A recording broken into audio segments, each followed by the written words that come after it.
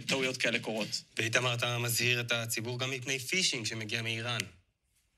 כן, תראו, אז כולנו מקבלים מדי פעם הודעות פישינג כאלה ואחרות, ואנחנו נזהרים, אני מקווה, לא לפתוח אותן, אבל הודעת פישינג אחת נשלחה לאדם בשם מתן גידניאן, שהוא מייסד אפליקציה שנלחמת בהונאות ברשת, והוא החליט להחזיר מלחמה לאותו תוקף. אז ההאקר שלח לו את ההודעה, אני מקווה שנוכל לראות את זה מיד על המסך, שאומרת לו שהחשבון שלו בבנק הפועלים מושעה, ואם הוא רוצה לפתוח אותו בחזרה, הוא צריך ללחוץ על הלינק הזדוני.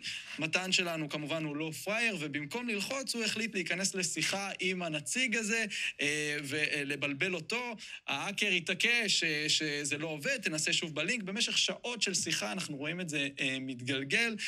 הוא עונה לו, אבל בעברית תקינה, אפשר לראות את זה על המסך. הוא משתמש כנראה גם ב-AI כדי לענות לו, ככה אנחנו רואים. זה ככל הנראה האקר איראני.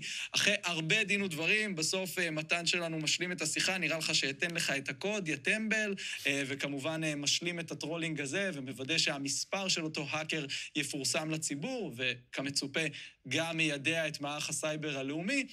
אני לא הייתי ממליץ לכל אחד ככה להיאבק בהאקרים, אם אין לכם את הידע הטכני, אבל אין ספק שכולנו צריכים להישמר מפני ההודעות האלה, וראינו גם על המסך, העברית נראית כמו שיחה עם ישראלי. ומצד שני גם סימני שאלה הפוכים, אז יש שם כמה וכמה סימנים. איתמר מיינינגר, תודה רבה לך. תודה. תודה לכם.